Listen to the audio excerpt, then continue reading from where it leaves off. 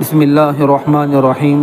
سامعین اعظام، التکشف عن مہمات التصوف، حکیم الامت حضرت مولانا اشرف علی تھانوی قدس سرہ کی ایک شہرۂ آفاق کتاب ہے، جس میں آپ نے مختلف استعداد رکھنے والے سالکین راہ طریقت کے لیے ان اہم امور کو جمع فرما دیا ہے جو راہ سلوک طے کرنے والوں کے لیے نسخہ اکسیر کا کام انجام دیتے ہیں، جن پر صحیح معنوں میں چلنے سے سالک منزل مقصود تک رسائی حاصل کر لیتا ہے۔ اسی طرح آپ نے تصوف کے دیگر سینکڑوں امور پر بھی گفتگو کی ہے اور ہر مسئلے کو قرآن و حدیث اور آثار صحابہ سے مدلل بھی فرمایا ہے، اور بعض ایسے مسائل بھی ذکر فرمائے ہیں جن کا تعلق بالخصوص بزرگوں کے کشف سے ہے، جیسے مسئلہ وحدت الوجود، تنزلات ستہ، جامعیت انسان وغیرہ، جن کو صحیح طور پر سمجھنا ہر کس و ناکس کے لیے آسان نہیں ہے۔ نیز یہ مباحث انتہائی جامع و مختصر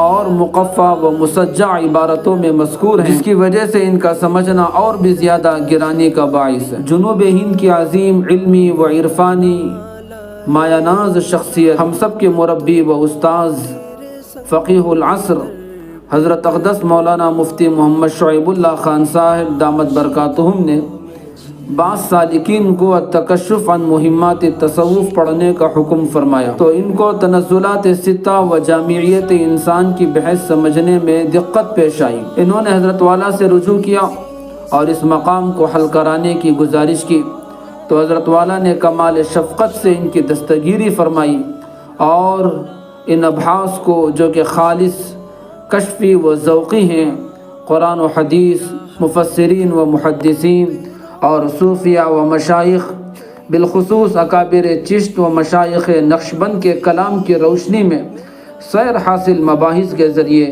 انتہائی سہل و زود فہم انداز میں سمجھایا، جس سے ان مغلق و مشکل ابحاث کو سمجھنا نہایت آسان ہو گیا۔ اس وقت آپ کے سامنے تنزلات ستہ کی بحث پیش کی جا رہی ہے۔ یہ ایک خالص کشفی بحث ہے جس کو سمجھنے سے اہل اللہ و صوفیہ کے ذوق کے مطابق اللہ تعالیٰ کی پہچان و محبت میں خوب اضافہ ہوتا ہے، اور سالک کو اس کی عظمت و رفعت کا اور اپنی پستی و خفت کا احساس ہوتا ہے، جس کے بعد اسے پھر فنائے تام کی دولت نصیب ہو جاتی ہے۔ نیز اسی سے وحدت الوجود یا وحدت الشہود کا مسئلہ بھی جڑا ہوا ہے، اسی لیے بزرگوں کے یہاں اس کی بڑی اہمیت ہے۔ یاد رہے کہ تنزلات ستہ کے مباحث کا عقیدے سے کوئی تعلق نہیں ہے کہ اس پر عقیدہ رکھے تو مومن ہوگا ورنہ نہیں، بلکہ یہ مباحث عرفانی علوم میں زیادتی کا باعث ہوتے ہیں، لہذا ان کو اسی نقطۂ نظر سے سننا اور سمجھنا چاہیے۔ سامعین، آج کا یہ دور نہایت ہی پرفتن دور ہے، جس میں ہر طرف سے دین اسلام پر فتنے منڈلا رہے ہیں۔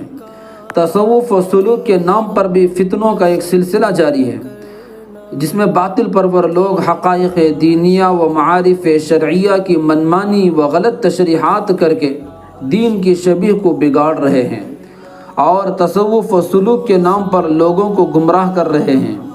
ایسے میں علماء و اہل حق کا فریضہ بنتا ہے کہ امت تک دین کے ان صحیح حقائق کو پہنچائیں۔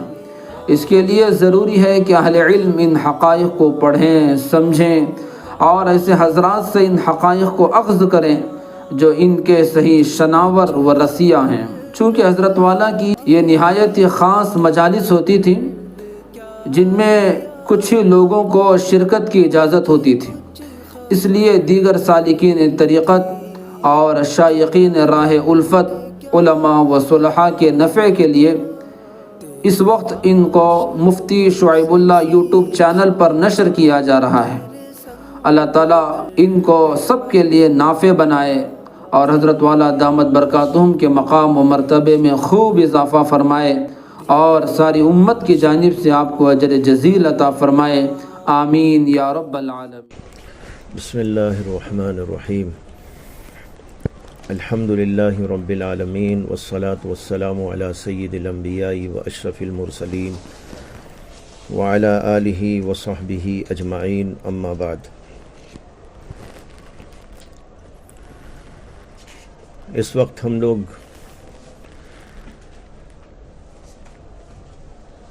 ایک اہم ترین تصوف کے مسئلے پر گفتگو کرنے کے لیے بیٹھے ہیں، جس کا عنوان ہے تنزلات ستہ۔ تنزلات ستہ صوفیہ کے مضامین اور صوفیہ کے مسائل میں سے ایک اہم مسئلہ مانا جاتا ہے۔ اس مسئلے پر بہت سے لوگوں نے الگ الگ انداز سے گفتگو کی ہے۔ بعض لوگوں نے اپنی کتابوں میں ضمناً اس مسئلے پر گفتگو کی ہے، تو بعض لوگوں نے مستقلاً گفتگو کی ہے۔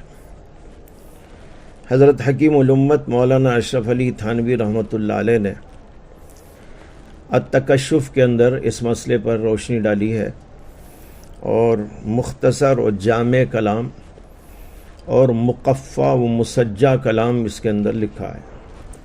یہ ان کی پوری عبارت مقفع بھی ہے، مسجع بھی ہے، اور اس کے اندر انہوں نے اس مسئلے پر روشنی ڈالی ہے، لیکن اختصار کے ساتھ میں ہے۔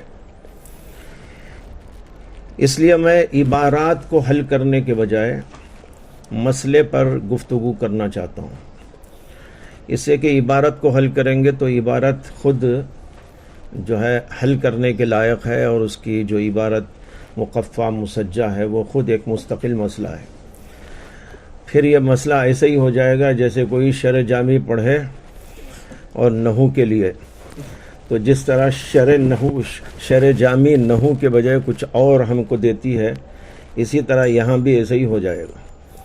اس لیے میں زیادہ تر نفس مسئلے پر گفتگو کروں گا، اور جہاں ضرورت ہوگی تو وہاں اس پر بھی روشنی ڈالوں گا۔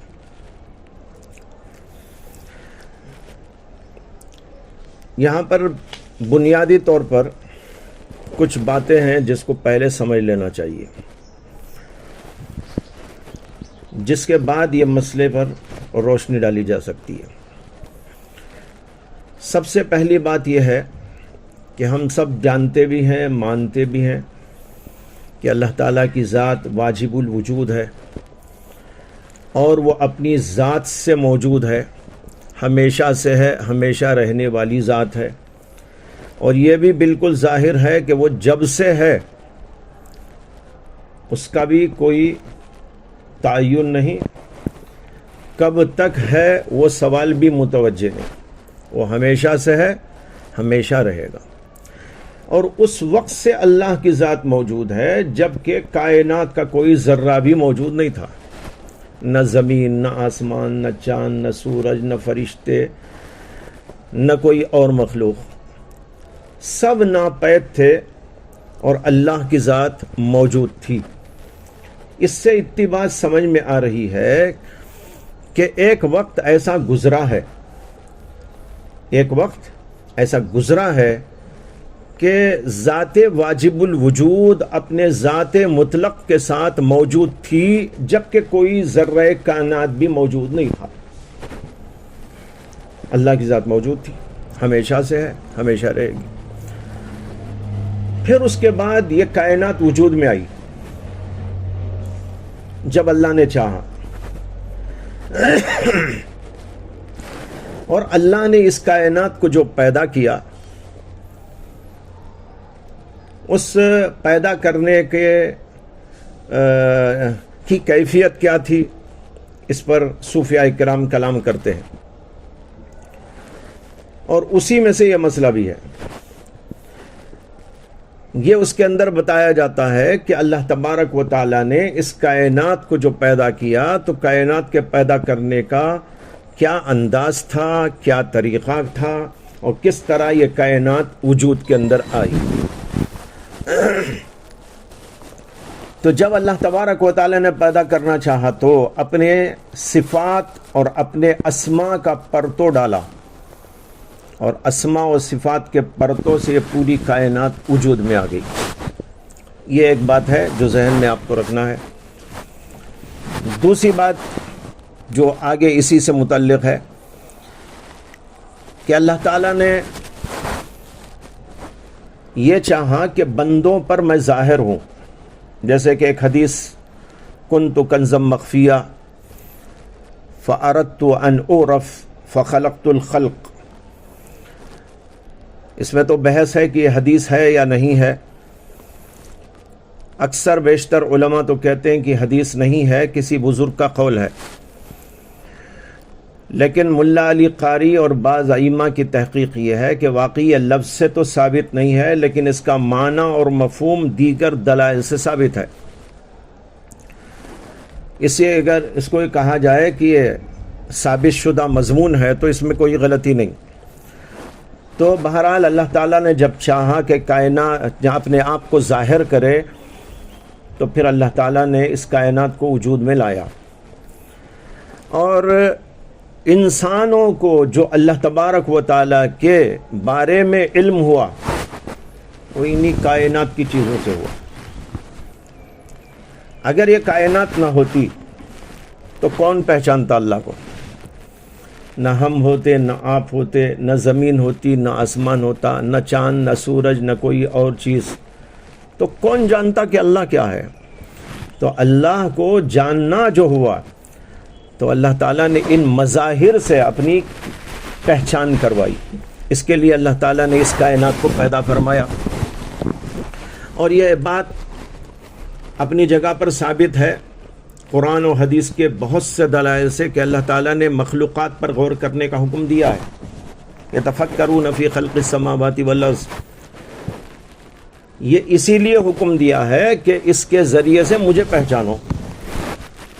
زمین کو دیکھ کر مجھے پہچانو، خود کو دیکھ کر مجھے پہچانو. انفس و آفاق میں اللہ نے اپنے دلائل رکھ دیے ہیں. تو اللہ نے اس کائنات کو پیدا کیا جبکہ ایک زمانہ ایسا تھا کہ کوئی چیز موجود نہیں تھی، اور جب پیدا کیا تو اس کا مقصد یہ تھا کہ اللہ تعالیٰ کی پہچان اور معرفت ہو. یہ دو باتیں ہوئی. یہ جو اللہ تعالیٰ نے اپنا ظہور کیا زمین میں، آسمان میں، چاند میں، سورج میں، انسانوں میں، فرشتوں میں، جنات میں اور دیگر مخلوقات میں، اسی ظہور خداوندی کو صوفیانہ اصطلاح کے اندر تنزل و تعین کہتے ہیں. تنزل، تعین، تعین بھی اسی کا نام ہے. یہاں پر دیکھیے حضرت تھانوی کی عبارت ہے، وَاعْلَمْ أَنَّ مَعْنَى إِطْلَاقِ الذَّاتِ وَلَا تَعَيُّنِهَا ثُمَّ تَنَزُّلِهَا وَتَقَيُّدِهَا لَيْسَ مَا يُفْهَمُ مِنْ ظَاهِرِ هَذِهِ الْكَلِمَاتِ كيف وهو تعالى متعين بالذات ومنزه عن التغيرات بل معنى التنزل في الاصطلاح ظهور الشيء مع بقاء ذاته وصفاته الأولى. یہ کہہ رہے ہیں کہ جب یہاں الفاظ استعمال ہوتے ہیں ذات مطلق، ذات مرتبہ لا تعین، اور یہ کہا جاتا ہے کہ تنزل، تقید، تعین، تو اس کا وہ معنی نہیں ہوتا جو ان کلمات کے ظاہر سے سمجھ میں آتا ہے. لیس ما یفہم من ظاہر هذه الکلمات. کیسے ہو سکتا ہے یہ ظاہری معنی جبکہ اللہ کی ذات خود متعین ہے؟ اسے غیر متعین کہنا صحیح نہیں ہوگا. اور دوسرے یہ کہ وہ تغیر سے منزہ ہے تو اس کو تنزل و تقید و تعین کے الفاظ سے یاد کرنا ظاہر بات ہے کہ یہ ممکن نہیں ہے. اللہ اس سے پاک ہے. بل معنی التنزلی فی الاصطلاح ظہور الشیء. تنزل کے معنی اصل میں ان کی اصطلاح میں شے کے ظاہر ہونے کے ہیں. اللہ کا ظہور مع بقاء ذاتہ و صفاتہ، صفات اور ذات کے اپنی جگہ برقرار رہتے ہوئے اللہ نے جو ظہور کیا مختلف اشیاء میں، مختلف چیزوں میں، اسی ظہور کا نام دراصل تعین، تقید، تدلی، تجلی، یہ سب الفاظ ہیں جیسے کہ آگے بھی آ رہا ہے.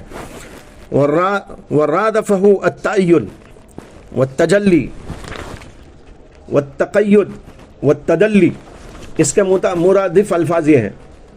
رادفہ، اس کے مرادفات تعین ہے، تجلی ہے، تقید ہے، تدلی ہے، یہ سب کے سب الفاظ دراصل اسی معنی کے لیے استعمال کیے جاتے ہیں صوفیہ کی اصطلاح میں۔ تو یہ بات یہیں سے سمجھ میں آ گئی کہ صوفیہ کی اصطلاح میں تنزل کے معنی ظہور کے ہیں۔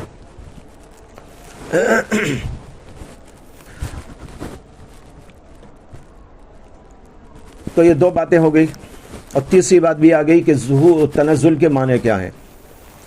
اس کے بعد تیسری بات جو سمجھنے کی ہے وہ یہ ہے کہ اللہ تعالیٰ نے اپنا ظہور جو فرمایا، یہ ظہور مختلف شکلوں اور صورتوں سے ہوا، بلکہ پوری کے پوری کائنات کا ہر ذرہ اللہ کے اسماء و صفات کا ظہور ہے، چاہے کوئی بھی چیز ہو، زندہ ہو یا بے جان ہو، تمام کی تمام چیزیں اللہ کے ظہور کے لیے مظاہر ہیں، اسی لیے ان کو مظاہر کائنات کہا جاتا ہے۔ لیکن بنیادی طور پر جو ظہور ہوا وہ جو ہے چند خاص انداز سے ہوا۔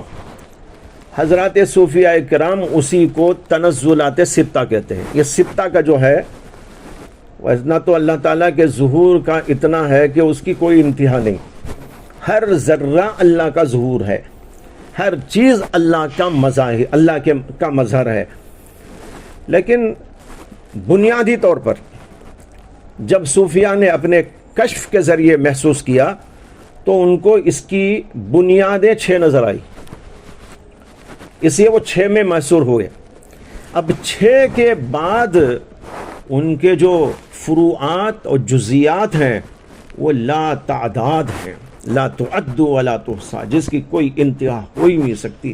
جیسے کہ میں نے کہا ہر چیز اللہ تعالیٰ کی پہچان کے لیے ذریعہ ہے، وسیلہ ہے۔ لیکن بنیادی طور پر جو ہے اس کو ان حضرات نے 6 کے اندر محصور کیا ہے۔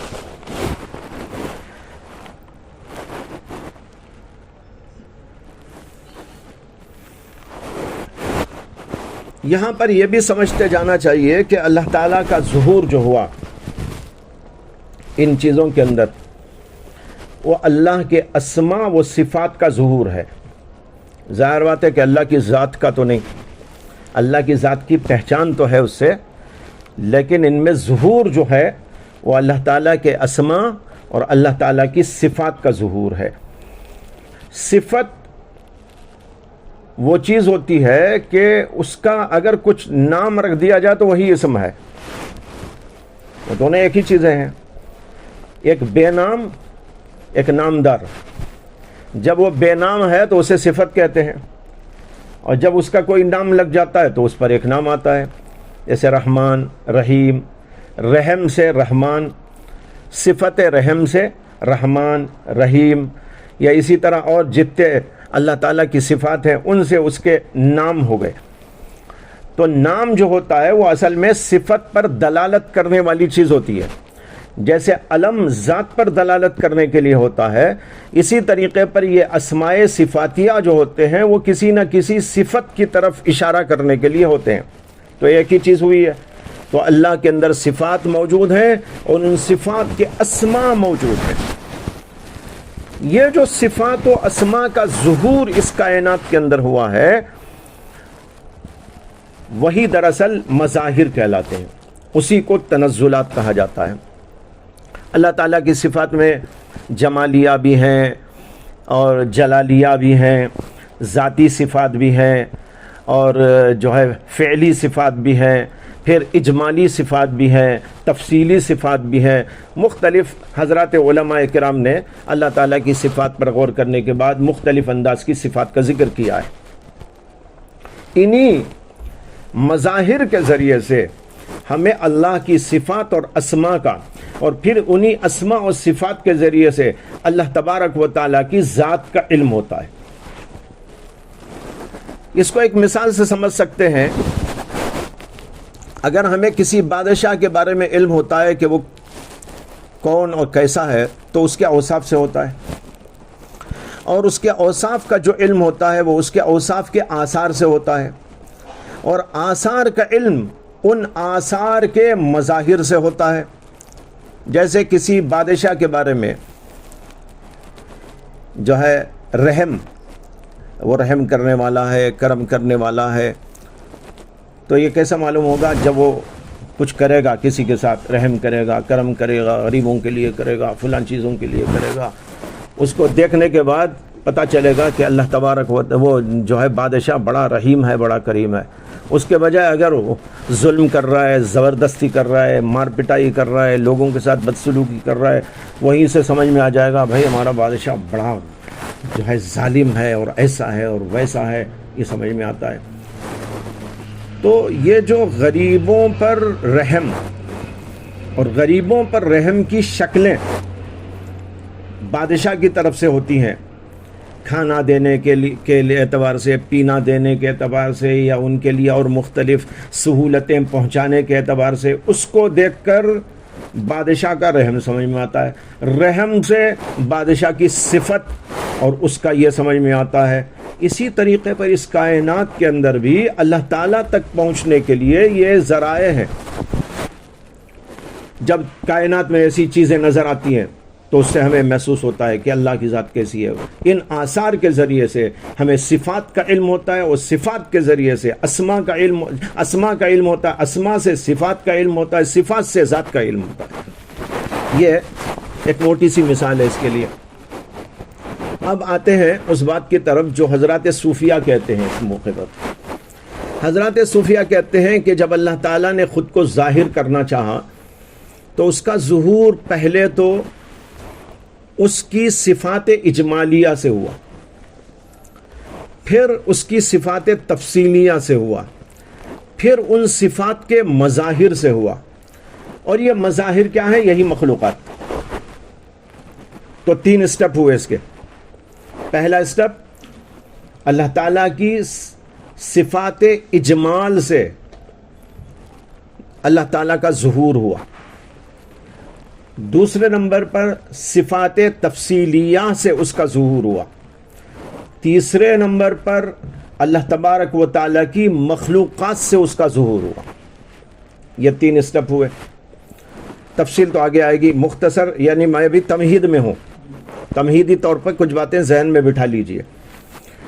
تو صوفیہ کہتے ہیں کہ اللہ تعالیٰ نے خود کو ظاہر کرنا چاہا تو پہلے صفات اجمال سے ظہور کیا، پھر صفات تفصیلیہ سے ظہور کیا، پھر اپنی مخلوقات سے ظہور کیا۔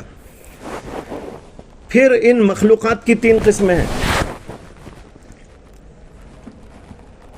یہ قسم عالم ارواح، دوسری قسم عالم امثال، اور تیسری قسم عالم اجسام۔ پہلے تو یہ 3 اسٹیپ ہو گئے، یہ 3 اسٹیپ 6 ہو گئے۔ یہ تنزل علی 6، 6۔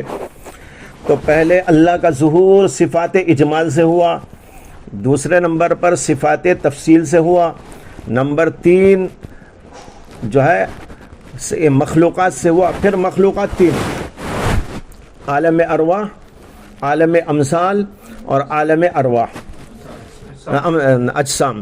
پھر اس کے بعد عالم اجسام میں سے ایک بہت ہی عظیم مخلوق انسان ہوئی، اور اللہ کا ظہور انسان سے سب سے زیادہ ہوا، اس لیے کہ ساری کائنات کا خلاصہ انسان ہے۔ تمام اسماء کا، تمام صفات کا ظہور انسان کے اندر رکھ دیا گیا ہے۔ جو کچھ زمینوں میں، آسمانوں میں، چاند میں، سورج میں اور چیزوں میں ہے، ان ساری چیزوں کو اکٹھا کر کے اس کے اندر رکھ دیا گیا۔ یہ عالم اصغر عالم اکبر کے لیے ایک نمونہ ہے، بلکہ اس کا خلاصہ ہے، اس کا لب لباب ہے، اس کا نچوڑ ہے، اسی لیے اس کو نسخہ جامعہ کہا جاتا ہے۔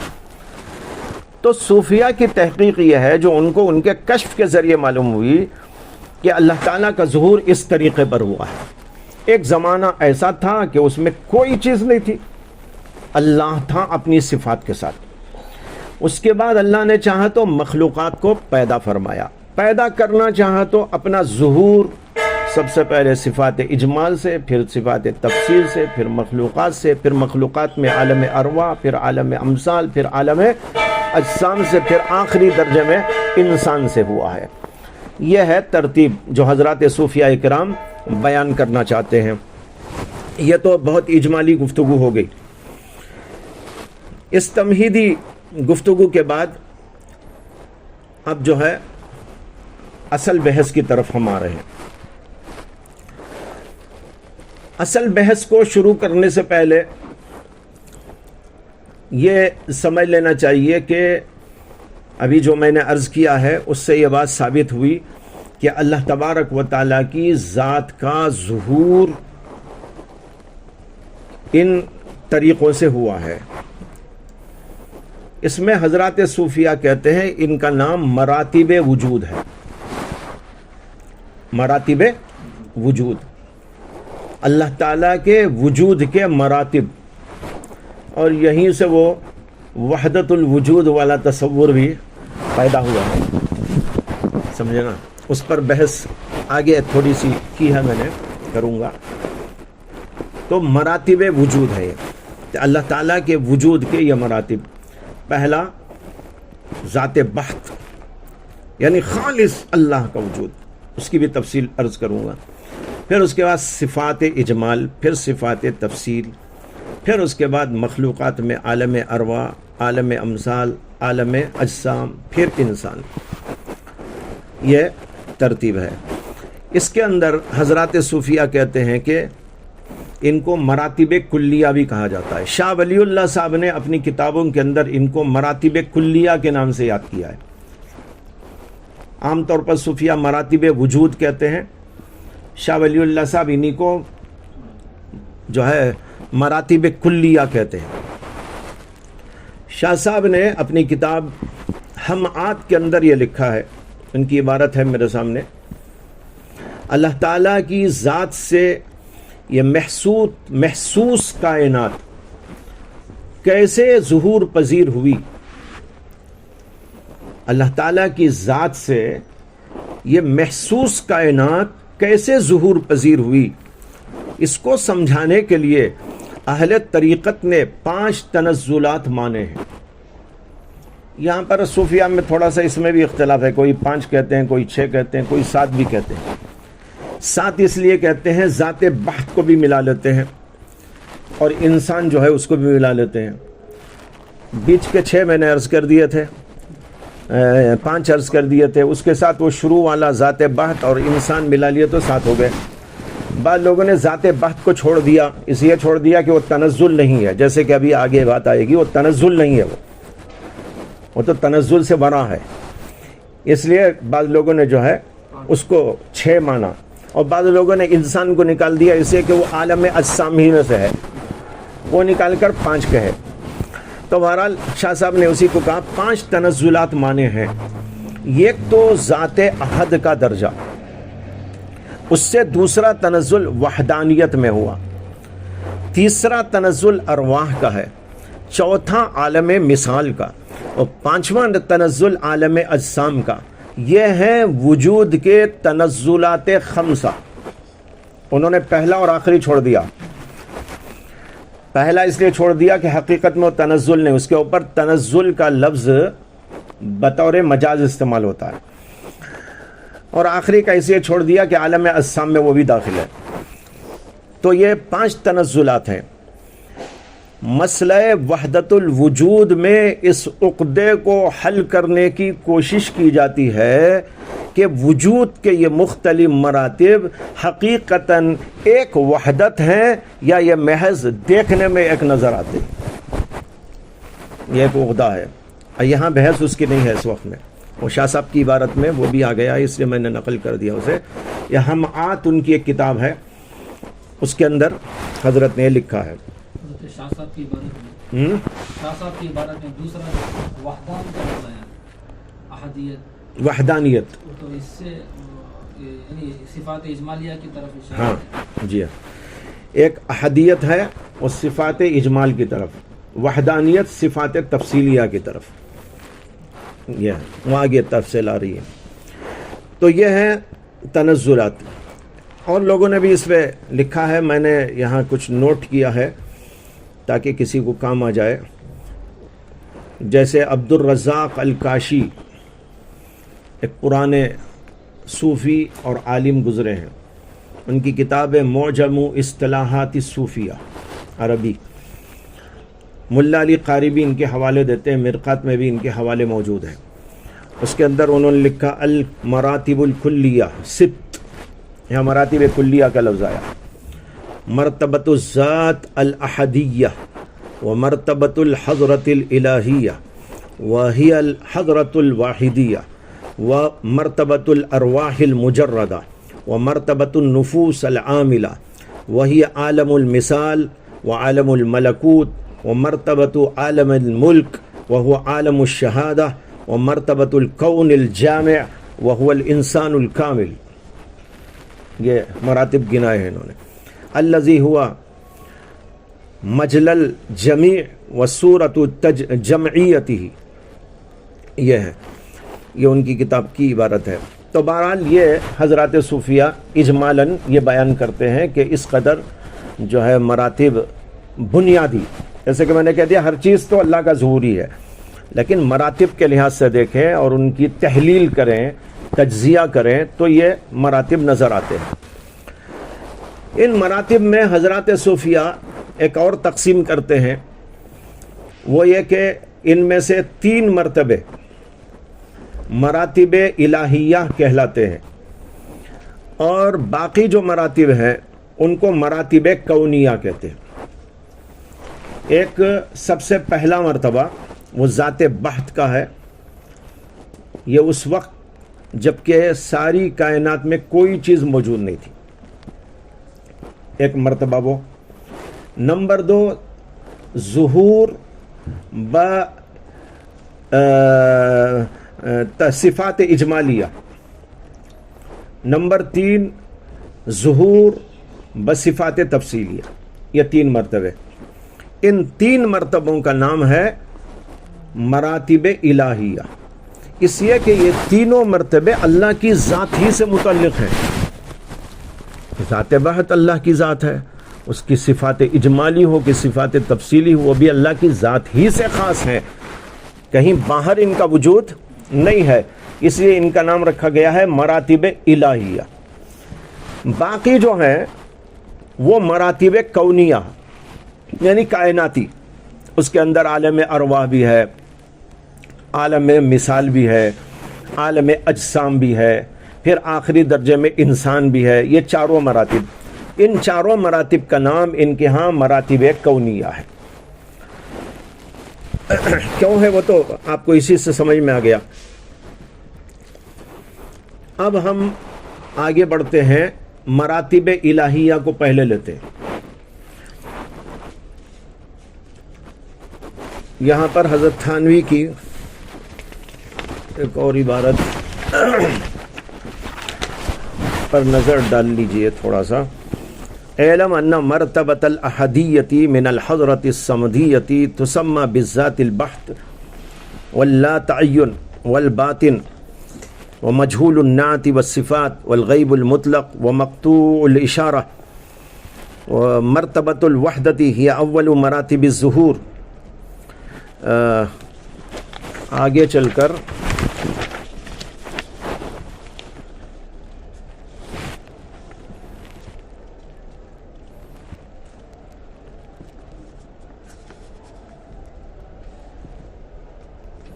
آگے ہے وَيُقَالُ لِهَذِهِ الْمَرَاتِبِ الثَّلَاثَةِ الْمَرَاتِبُ الْإِلَٰهِيَّةِ. اس میں عالیہ لکھا ہوا ہے، مراتب الالہیہ ہے وہ. تو کہتے ہیں کہ وَهَذِهِ الْمَرَاتِبُ الثَّلَاثَةِ، جس کو میں نے گنایا وہ اوپر آ چکے ہیں، ان کی طرف اشارہ کرتے ہوئے یہ مراتب الہیہ ہیں. کیوں؟ لِأَنَّهَا مندرجۃ ومندمجۃ فی الذات الغیر المتناہیہ. یہ اللہ کی ذات میں مندرج ہے. ولم تشم رائحۃ من التباین العینی، اور تباین عینی یعنی ذاتی تباین ان میں کبھی نہیں ہوا، اس کی انہوں نے بو بھی نہیں سونگی. اللہ تعالیٰ کے صفات اجمال ہو، صفات تفصیل ہو، اللہ کی ذات کے ساتھ میں ہے. ان کے اندر جو ہے اللہ کی ذات سے علیحدگی ہو جائے، تباین ہو جائے، یہ نہیں ہو سکتا ہے.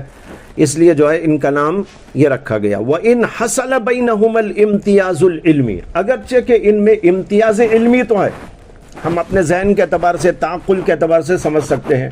ایک مرتبہ ذات بحث کا ہے، ایک مرتبہ ذات تفصیل اجمال کا ہے، ایک مرتبہ ذات تفصیلیہ کا ہے. یہ تو ہم سمجھ سکتے ہیں عقل کے ذریعے، لیکن وجود اور خارج کے اعتبار سے یہ اللہ ہی کی ذات کے ساتھ میں ہے، اللہ کی ذات سے جدا نہیں ہے. یہ حضرت تھانوی کی عبارت کا یہی مطلب ہے. بہرحال یہ مراتب الہیہ ہے. ان میں سے پہلا مرتبہ وہ ہے مرتبہ احدیت. مرتبہ ہے یہاں پہلے لکھا اعلم ان مرتبۃ الاحدیتی تسمى بالذات البحت.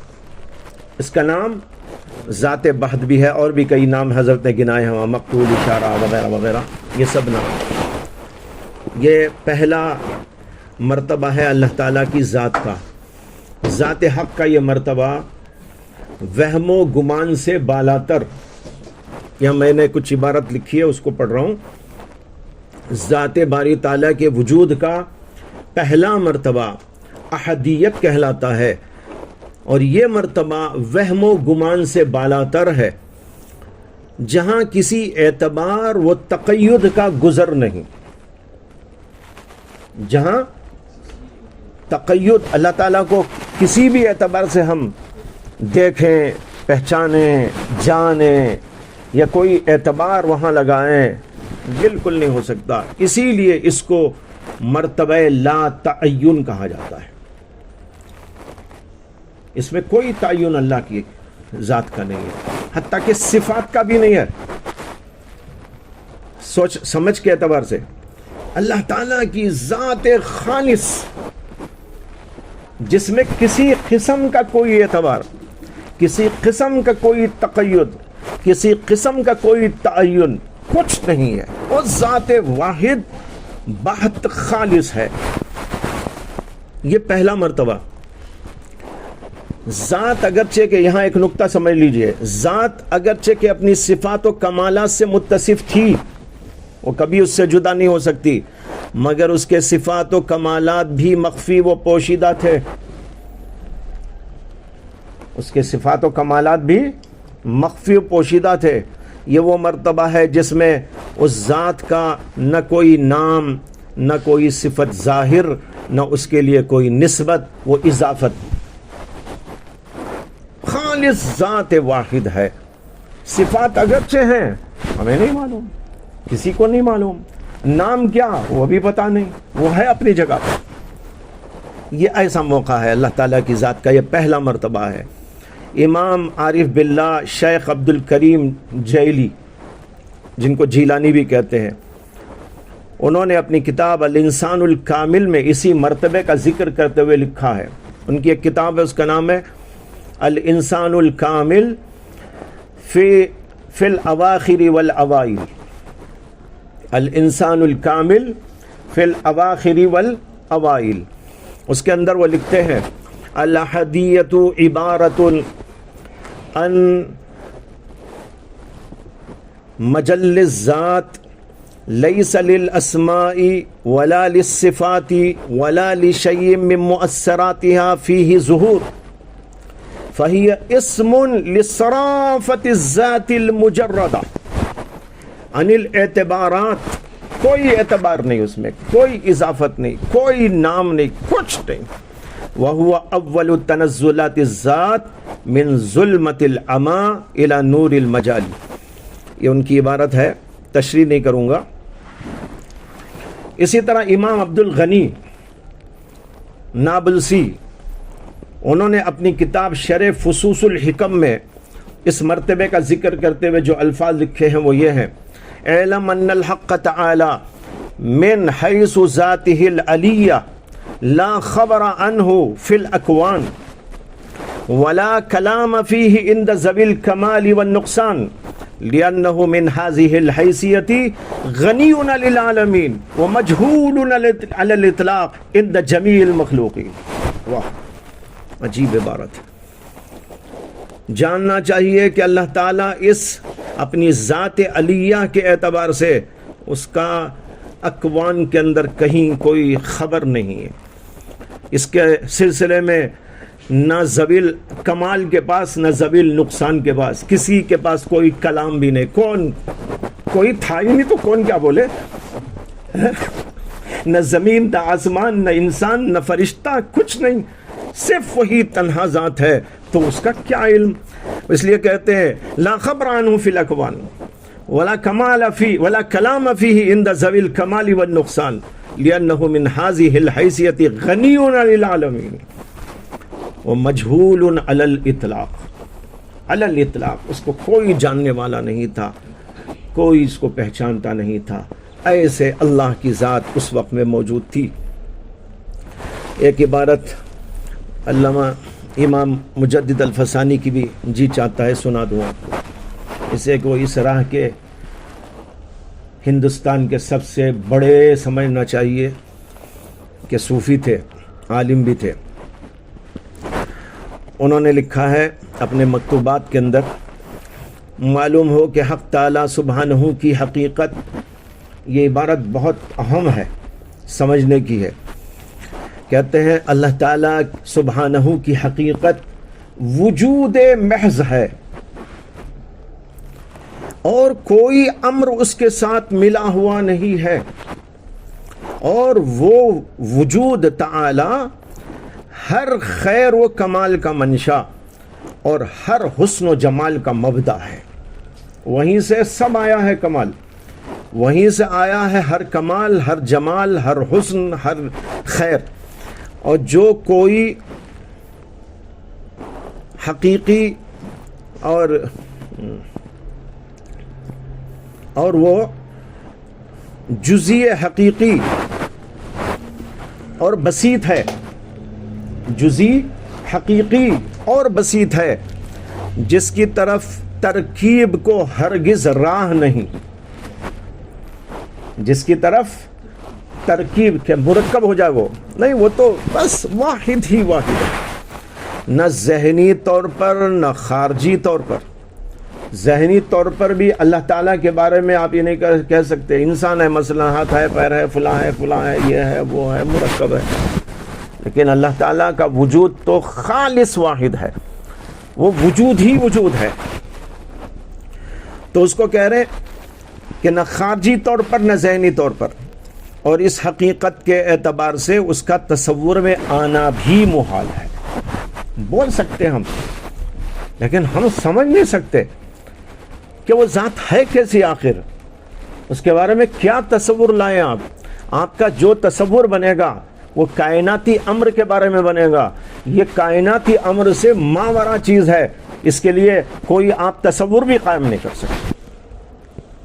تو اس کو کہہ رہے ہیں حقیقت کے اعتبار سے اس کا تصور میں آنا محال ہے، اور وجود ذات تعالی پر، اور وجود یہ ایک بہت اہم نقطہ ہے علماء کے لیے، اور وجود ذات تعالی پر ازروع معاطات کے محمول ہے، نہ کہ ازروع اشتقاق کے۔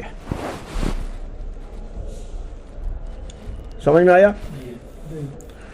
اللہ تعالیٰ پر وجود کا جو لفظ ہے وہ ازروع معاطات، معاطات موافقت کو بولتے ہیں نا، یعنی مطابقت کے طور پر اللہ کے اوپر وجود کا لفظ آ رہا ہے۔ جب ہم بول دیں گے اللہ وجود، جیسے آپ بولیں گے زید قائم،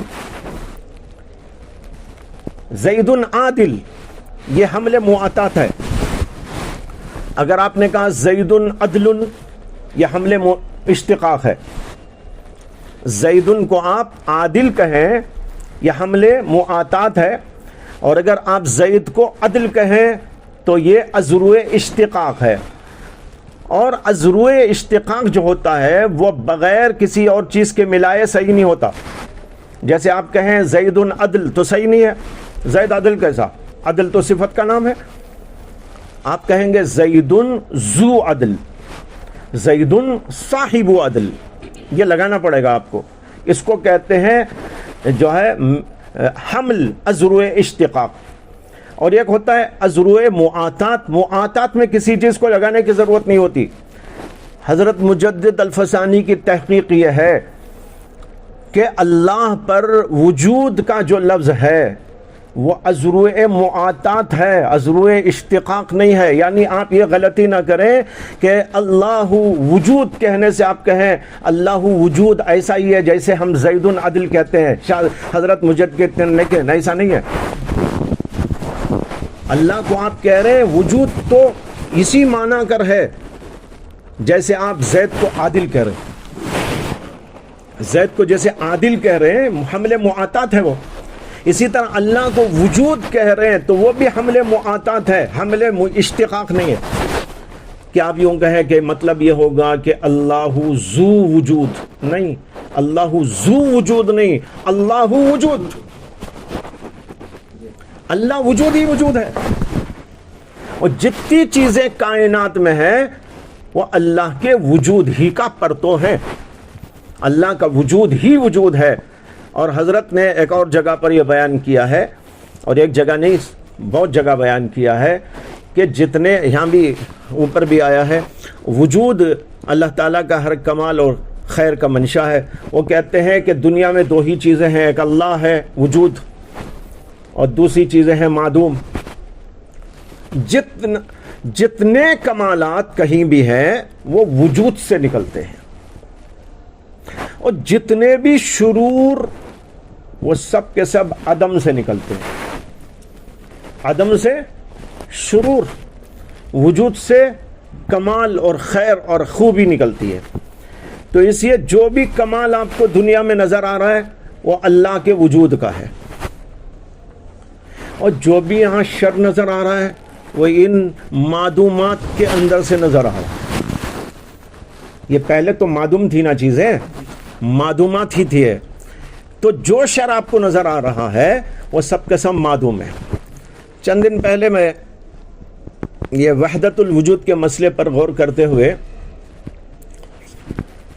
ایک سوال ذہن میں آیا کہ جو لوگ یہ کہتے ہیں کہ اللہ کے اسماء و صفات ہی کا ظہور ہے اور اسی کے وجود کا پرتو ہے جو اس پوری کائنات میں ہے، تو ان پر یہ اشکال ہوتا ہے کہ یہاں شرور بھی تو ہیں، گندگیاں بھی ہیں، برائیاں بھی تو ہیں، اور اللہ میں تو خیر ہی خیر ہے، اور وجود خیر محض ہے. اس خیر محض سے یہ شرور کہاں سے پیدا ہوئے؟ اس کا جواب حضرت مجدد الفسانی ہی کی تحریروں میں ملا، اور ابن عربی کے کلام میں بھی موجود ہے. ان سب حضرات کا کہنا یہ ہے کہ جو بھی خیر ہے وہ اللہ کے وجود کا پرتو ہے، اور جو بھی یہاں پر شرور موجود ہے وہ ان معدومات کے اندر پہلے سے موجود تھا. معدومات جو جتنے بھی ہیں وہ شرور محض ہیں، وہ شرور جو پہلے سے موجود تھے وہی ہیں، وہ نظر آ رہے ہیں. سمجھ میں آیا؟ ہاں، اللہ کی ذات وجود یعنی اصل الموجودات. ہاں، اصل موجودات، معدوم بمعنی مخلوقات. مخلوقات، یہ جتنی بھی مخلوقات ہیں وہ معدوم تھی. معدوم کے اندر شرور ہی ہوتا ہے. تو اب شرور یہاں موجود ہے تو وہ اللہ کی ذات کی طرف منسوب نہیں ہوگا بلکہ وہ انہی معدومات کی طرف منسوب ہوگا. تو بہرحال یہ حضرت کی عبارت ہے، اس میں یہ جو لفظ آیا اس کو میں نے سمجھانا چاہا کہ حضرت کہتے ہیں وجود ذات تعالی پر ازروع معاطات محمول ہے، نہ ازروع اشتقاق. اگرچہ حمل کی نسبت کو بھی اس مقام میں فی الحقیقت کچھ گنجائش نہیں. اللہ، سمجھ میں آ رہی بات؟ اور کہہ رہے ہیں جو ہم بول رہے ہیں نا وجود، اللہ وجود، اللہ موجود نہیں بولتے، وہ سراپا وجود. تو وہ جو وجود ہے اس کے اوپر ہم اللہ کو کے اوپر جو وجود کا لفظ بول رہے ہیں حقیقت میں اس کی بھی گنجائش نہیں ہے. یہ بولنا بھی، لیکن سمجھانے کے لیے تو بولے بغیر کام نہیں چلتا. تو کہتے ہیں حمل کی بھی یہاں گنجائش نہیں کیونکہ تمام نسبتیں یہاں ساقط ہیں. اللہ کی طرف کوئی نسبت کسی طرح کی اس موقع کی، وہ ذہن میں رکھیے گا، جس مرتبے کی بات ہو رہی ہے احدیت کا مرتبہ ہے، یہ مقام احدیت، اس میں اللہ کی طرف کسی اعتبار، کسی نسبت، کسی نام، کسی صفت، کسی چیز کو منسوب کرنے کا کوئی سوال نہیں پیدا ہوتا۔ جب آپ نے سمجھ لیا تو یہیں پر ایک حدیث کی تشریح عرض کرنا ہے۔ یہی وہ مرتبہ ہے جس کے بارے میں ایک حدیث میں آتا ہے کہ نبی اکرم صلی اللہ علیہ وسلم سے حضرت ابو رزین رضی اللہ عنہ نے سوال کیا۔ انہوں نے پوچھا این ربنا عز وجل قبل ان یخلق خلقہ، این کان ربنا عز وجل قبل ان یخلق خلقہ، مخلوق کو پیدا کرنے سے پہلے اللہ کہاں تھا؟ اس کے جواب میں رسول اکرم صلی اللہ علیہ وسلم نے ارشاد فرمایا کان فی اما، کان فی امائن ما تحتہ ہوا وما فوقہ ہوا ثم خلق العرش علی الماء۔ ترمذی، ابن ماجہ، احمد، ابن حبان، السنہ لابن ابی عاصم، معجم کبیر طبرانی، الاسماء والصفات للبیہقی، ان سب کتابوں میں یہ حدیث موجود ہے، ترمذی کے اندر بھی موجود ہے۔ امام ترمذی نے اس حدیث کو حسن قرار دیا ہے، اور ابو رزین کی ایک اور حدیث کو بھی جو اسی سند سے ہے امام ترمذی نے صحیح قرار دیا ہے۔ بعض لوگوں نے اس حدیث کے راوی وکی ابن حدس کی وجہ سے اس کو ضعیف قرار دیا ہے، اور ابن القطان نے ان کو مجہول، اور ذہبی نے غیر معروف لکھا ہے، مگر ذہبی ہی نے الکاشف میں لکھا وثق، ان کی توثیق کی گئی ہے، اور ابن حجر ان کو مقبول لکھتے ہیں، اور ابن حبان نے ان کو ثقات میں شامل کیا ہے۔ یہ اس حدیث کے بارے میں عرض کر دیا، علمی بات ہے۔ اس کے علاوہ اس حدیث کی ایک شاہد بخاری میں موجود ہے، بخاری میں بھی ہے، مسند احمد میں ہے، اور اسی طرح دارمی میں بھی ہے،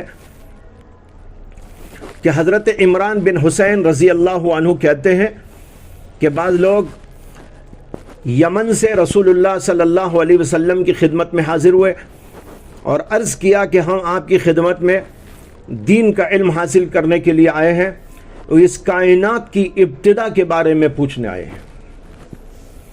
اللہ کے نبی صلی اللہ علیہ وسلم نے فرمایا کان اللہ ولم یکن شیء قبلہ وَكَانَ عَرْشُهُ عَلَى الْمَاءِ ثُمَّ خَلَقَ السَّمَاوَاتِ وَالْأَرْضَ۔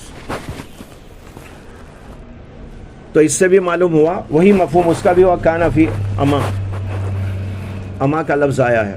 اما کے بارے میں ابھی عرض کروں گا کہ کیا مطلب ہے اس کا۔ اس حدیث سے معلوم ہے کان اللہ ولم یکن شیء قبلہ، ایک زمانہ تھا کہ اللہ موجود تھا، کوئی چیز اس سے پہلے نہیں تھی، پھر اللہ نے عرش کو پیدا کیا، اور پھر زمین و آسمان وغیرہ کو اللہ تعالیٰ نے بنایا۔ یہ بخاری کی حدیث ہے، احمد نے بھی اس کو روایت کیا ہے۔ الغرض اس حدیث سے ثابت ہوا کہ اللہ تعالیٰ کی ذات زمین و آسمان اور دیگر مخلوقات کی پیدائش سے اما میں تھی۔ اس حدیث میں جو لفظ اما وارد ہوا ہے، اس کو بعض نے ممدود اور بعض نے مقصور پڑھا ہے۔ اکثر نے اس کو ممدود پڑھا ہے، اور اس کے معنی بادل کے آتے ہیں، اور اگر اس کو مقصور پڑھیں بغیر مد کے تو اس کا معنی کسی چیز سے بے خبر ہونا، کسی چیز کا مخفی رہ جانا۔ امام ترمذی نے اس جگہ حضرت یزید بن ہارون کا یہ قول نقل کیا ہے کہ اما سے مراد یہ ہے کہ اللہ کی ذات کے ساتھ کوئی چیز موجود نہیں تھی، وہ اما میں تھا، یعنی مخفی تھا، کسی چیز کا اس کے ساتھ وجود نہیں تھا۔ لہذا اس حدیث کا مطلب یہ ہوا کہ تخلیق ارض و سما سے قبل اللہ تعالیٰ کی صرف اور صرف ذات موجود تھی، اور اس کے ساتھ کوئی چیز موجود نہیں تھی، بلکہ سب کے سب معدوم تھے، اور اللہ تعالیٰ کسی مکان کا محتاج نہیں کہ وہ کسی جگہ میں ہو۔ اور جو اس میں وارد ہوا ہے کہ اللہ کے اوپر اور نیچے ہوا نہیں تھی، اس کا مطلب یہی کہ اس کے ساتھ کوئی چیز وجود نہیں رکھتی تھی، اور اس سے یہی بتانا مقصود ہے کہ اللہ تعالیٰ کا کوئی چیز احاطہ نہیں کر سکتی۔ امام قاضی بیضاوی نے تحفۃ الابرار شرح مصابیح میں اس حدیث کی شرح میں لکھا ہے العمی رویہ ممدودا و مقصورا وهو من العمی والمراد به ما لا يقبله الاوهام ولا تدركه الفتن والافهام عبر عن عدم المكان بما لا يدرك ولا يتوهم وعن عدم ما يحويه ويحيط به الهوى. اس سے مراد اللہ تعالیٰ تھے، کوئی چیز موجود نہیں تھی، اور اس سے مراد یہ بتانا چاہتے ہیں وہ ایسا ہے کہ جسے نہ کوئی وہم پا سکتا ہے، نہ عقل پا سکتی ہے، نہ فہم پا سکتی ہے. اس کو بتانے کے لیے یہ لفظ استعمال کیا گیا ہے. اسی طرح اور بھی کچھ حوالے موجود ہیں میرے پاس جس میں یہ بات بتائی گئی ہے. حضرات صوفیہ نے لفظ اما کی تفسیر اسی مقام احدیت سے کی. یہ ہے مقام احدیت کہ اللہ موجود تھا، کوئی چیز موجود نہیں تھی، نہ وہم وہاں جا سکتا تھا، نہ کسی کا فہم وہاں جا سکتا تھا، نہ کوئی چیز اس کو سمجھنے کے لائق موجود تھی. یہ ہے مقام احدیت. امام العارفین حضرت عبد الکریم جیلی نے اپنی کتاب الانسان الکامل میں لکھا ہے اعلم ان العما عبارت عن حقیقت الحقائق التي لا تتصف بالحقیت ولا بالحقیقت فهي ذات محض لأنها لا تضاف إلى مرتبة لا حقیت ولا خلقیت فلا يقتضي لعدم الإضافة وصفا ولا اسما وهذا معنى قوله صلی اللہ علیہ وسلم ان العام ما فوقه هوا وما تحته هوا. یہ ہے. اسی طرح اور لوگوں نے بھی لکھا ہے. ملا علی قاری نے بھی جو ہے علامہ کاشی کی عبارت نقل کی ہے جس کا میں نے تھوڑی دیر پہلے ذکر کیا تھا. انہوں نے کہا علامہ الحضرۃ الاحدیہ عندنا لأنه لا يعرفها احد غیره فهو فی حجاب الجلال. اللہ کی ذات جلال کے پردوں میں مخفی تھی، کوئی اس کو جانتا پہچانتا نہیں تھا، اس لیے اس کا نام ہے احدیت. یہ مقام احدیت ہے. اس مرتبے کو جس طرح احدیت سے تعبیر کرتے ہیں اسی طرح اور بھی متعدد نام اس کے ہیں. جیسے ذات بحت حضرت تھانوی نے بھی کئی نام گنائے ہیں. لا تعین، باطن، مجہول النات، مجہول الصفات، غیب مطلق، مقطوع الاشارہ، وجود مطلق، غیب الغیب، مجہول الکیفیت، ذات مطلقہ وغیرہ وغیرہ. یہ سب ایک ہی مرتبے اور مقام کے مختلف نام ہیں، اور اس کی جو حقیقت صوفیہ نے بیان کی اور علماء نے لکھی وہ آپ کے سامنے میں نے حدیث کی روشنی میں بیان کر دیا ہے. حضرت نے اس کی کوئی تفصیل نہیں لکھی. اب حضرت تھانوی کی عبارت دیکھ لیجئے، بہت مختصر ہے. یہاں پر اعلم ان مرتبۃ الاحدیۃ من الحضرۃ الصمدیۃ تسمى بالذات البحت واللا تعین والباطن ومجہول النات والصفات والغیب المطلق ومقطوع الاشارات. یہ بیچ میں کسی نے ٹھوس دیا. یہ اصل کتاب کے اندر جو ہے یہ تسمہ کا جو لفظ ہے وہاں سے وہ بریکٹ حاشیے پہ موجود تھی اور مصححین نے تصحیح کرتے ہوئے اتنی بڑی جو ہے غلطی کر دی. یہ نسخے میں ویسا ہی ہے، وہی بول رہا ہوں، اس میں صحیح ہے. وہاں سے یہ بیچ میں ٹھوس دیا، اس کو مقطوع کو ادھر کر دیا، اشارات کو ادھر کر دیا. وہ لفظ ایک ہی ہے مقطوع الاشارات، اس کی طرف نہ اشارہ کر سکتے ہیں، نہ سمجھ سکتے ہیں، نہ کچھ. یہ حضرت نے اتنا ہی لکھا ہے اس کا، سمجھ میں آیا. اب آپ کے سامنے جو تشریح آئی ہے وہ میں نے آپ کے سامنے کر دی ہے. اس کے بعد انہوں نے دوسرے مرتبے کا ذکر کیا، وہ مرتبۃ الوحدتی. اب پہلا مرتبہ کیا ہے؟ نام تو یہاں ہے لیکن اس کے حقائق پر یہاں کوئی بحث نہیں ہے. سمجھ میں آ گئی نا بات. اب ہم چلتے ہیں دوسرے طرف. ذات باری تعالیٰ کا یہ مرتبہ اس کو لا تعین کہا جاتا ہے، جیسے کہ تفصیل آ گئی. اس سے کہ وہاں کوئی تعین نہیں، کوئی اشارہ بھی نہیں، کوئی اضافت بھی نہیں، کوئی صفت بھی نہیں، اس کا نام بھی نہیں، ہاں نام ہم نے کسی کو پتا نہیں۔ اس کے بعد مراتب تعینات شروع ہوتے ہیں جس کا نام ہے تنزلات۔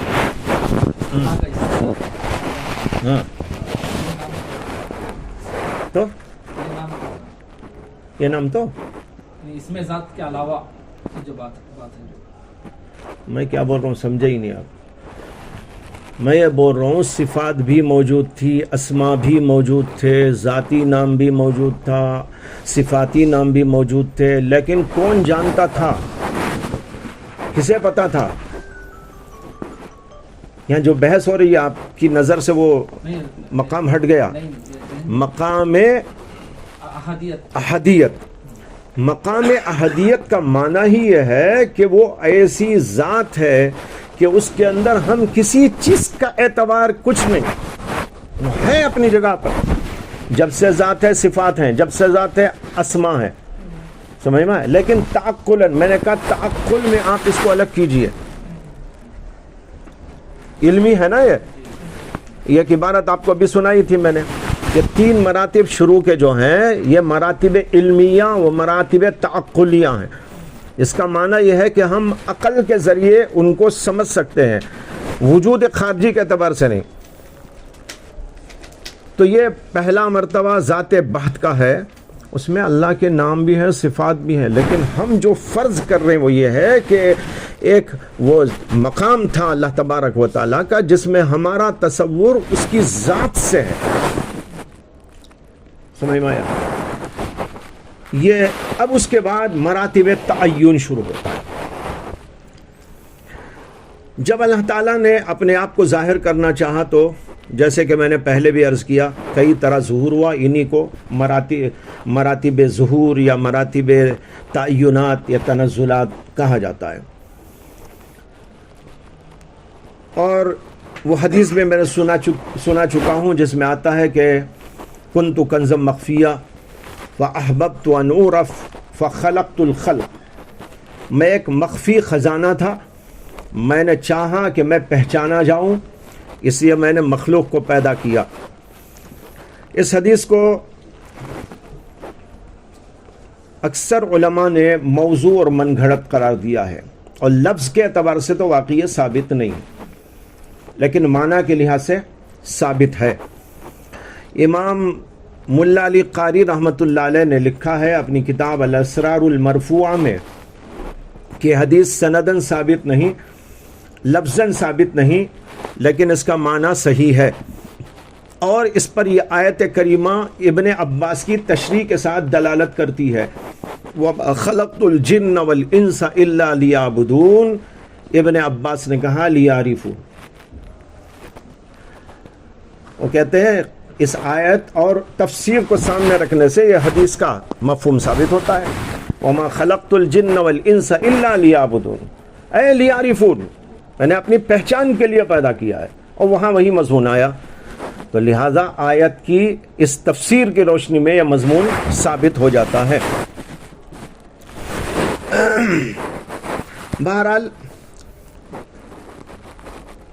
اس حدیث کی روشنی میں یہ بات تو ثابت ہوئی کہ اللہ تعالیٰ نے اپنا ظہور کرنا چاہا، اور اس کے لیے اللہ تعالیٰ نے مخلوقات کو پیدا کیا۔ لیکن جیسے کہ میں نے پہلے بھی کہا کہ یہاں پر ظہور کو جو تنزل یا تعین وغیرہ کے الفاظ سے یاد کیا جاتا ہے، یہ اصطلاحی الفاظ ہیں، یہ ان کا ظاہری معنی اور مفہوم تو مراد نہیں ہے۔ اس لیے ظاہر کے لیے، ظہور کے لیے تعین اور تنزل کا لفظ استعمال کیا جاتا ہے، ورنہ ظاہر ہے کہ حقیقت کے لحاظ سے یہاں کوئی تعین نہیں ہو رہا ہے، اللہ تعالیٰ کا کوئی تنزل نہیں ہو رہا ہے۔ کیسا اللہ کا تنزل ہو جائے گا؟ کیسا وہ پہلے سے اپنی جگہ متعین ہے، اس کے تعین کا کوئی مطلب نہیں ہے۔ اسی لیے امام ربانی مجدد الفسانی ایک جگہ کہتے ہیں کہ اس فقیر کے نزدیک نہ کوئی تعین ہے نہ متعین، یہ ان کی عبارت ہے، اس فقیر کے نزدیک نہ کوئی تعین ہے نہ کوئی متعین۔ وہ کون سا تعین ہو سکتا ہے جو لا تعین کو متعین کر دے؟ وہ کون سا تعین ہو سکتا ہے جو لا تعین کو متعین کر دے؟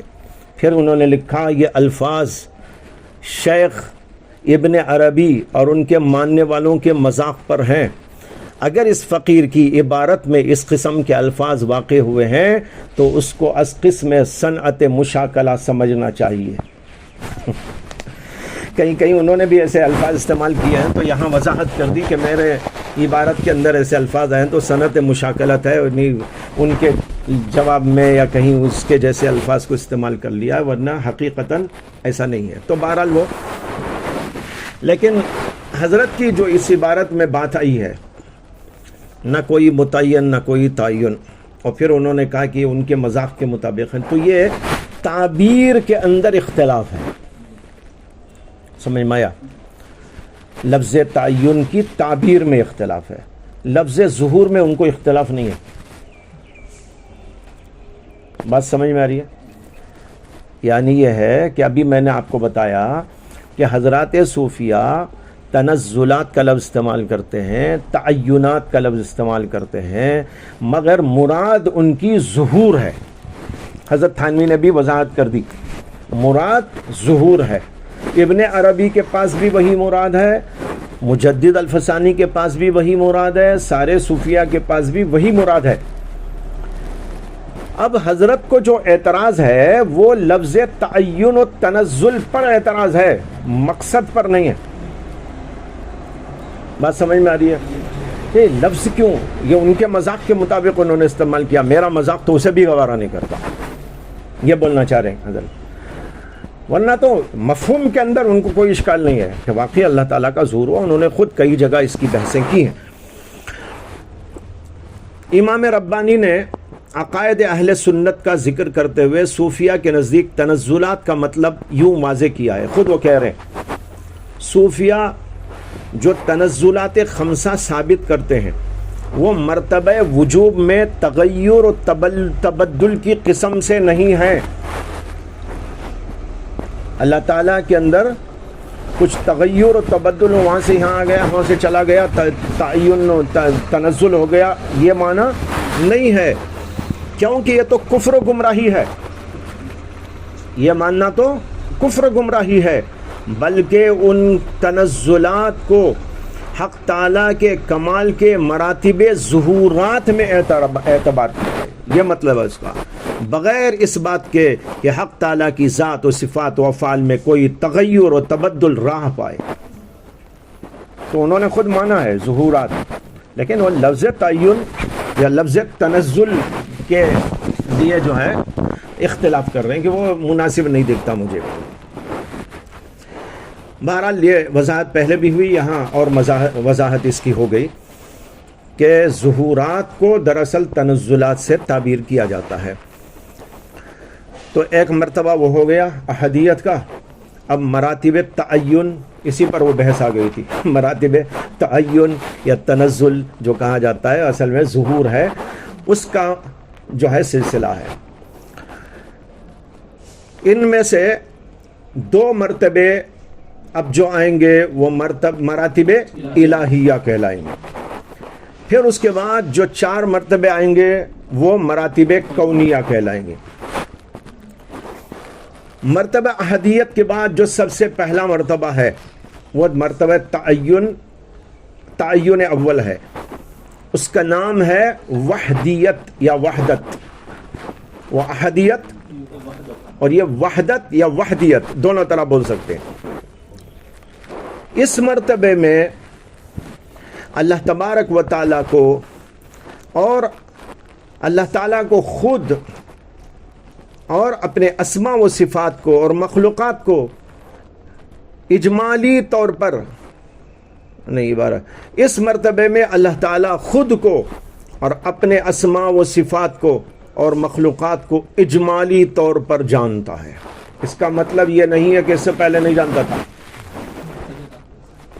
پہلے بھی میں یعنی علماً عقلاً اس کو الگ الگ کیا جا رہا ہے، سمجھ میں آیا؟ ورنہ جب سے اللہ کی ذات ہے ہر چیز وہ جانتا ہے، لیکن یہ تعقلاً و علماً ہے، اس میں جانتا ہے۔ یہ ہے اجمالی صفات آیا تھا نا پہلے صفات اجمال سے، یہ ہے صفات اجمال کا درجہ، اجمالی طور پر جانتا ہے.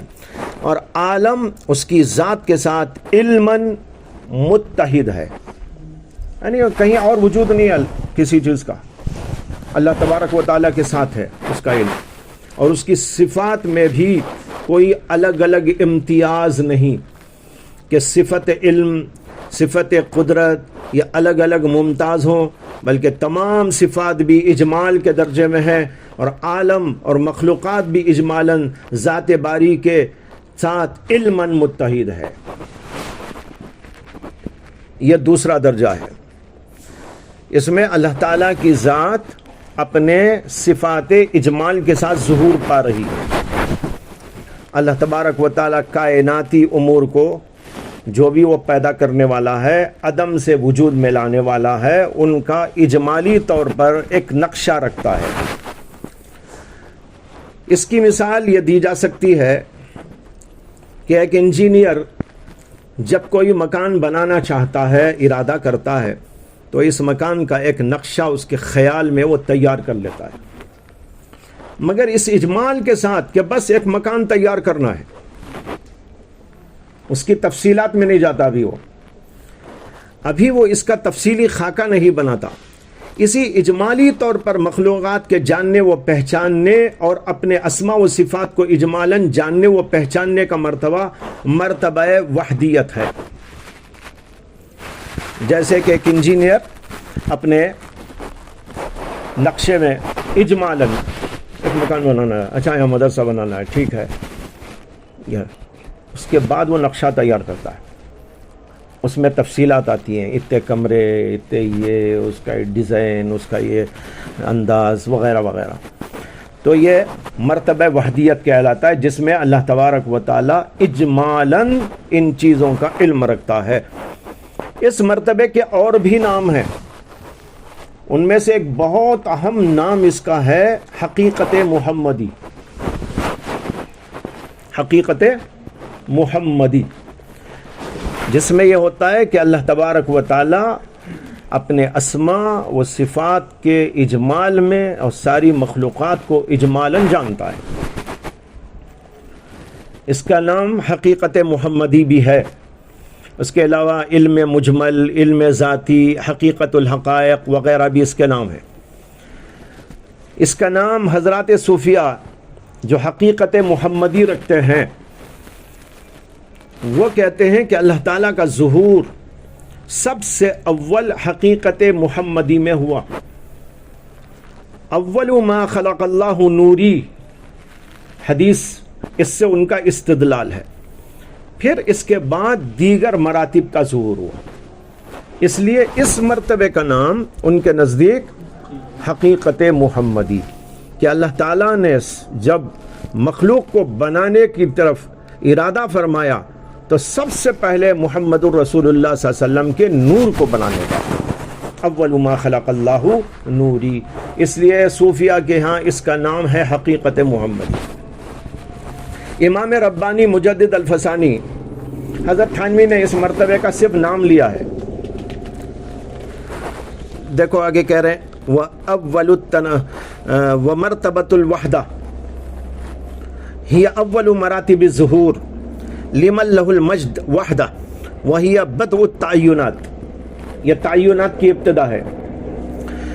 واول التنزلات، بس اتنی ہی بات حضرت نے لکھی ہے. اس کے علاوہ ایک لفظ بھی یہاں اس کی تشریح کے اندر نہیں آیا، اس کو میں نے آپ کو بتا دیا. امام ربانی مجدد الفسانی حقیقت محمدی کے بارے میں لکھتے ہیں، حقیقت محمدی تمام حقائق کی جامع ہے، اور اس کو حقیقت الحقائق بھی کہتے ہیں. دوسروں کے حقائق اس کے اجزاء یا جزیات کی طرح ہیں.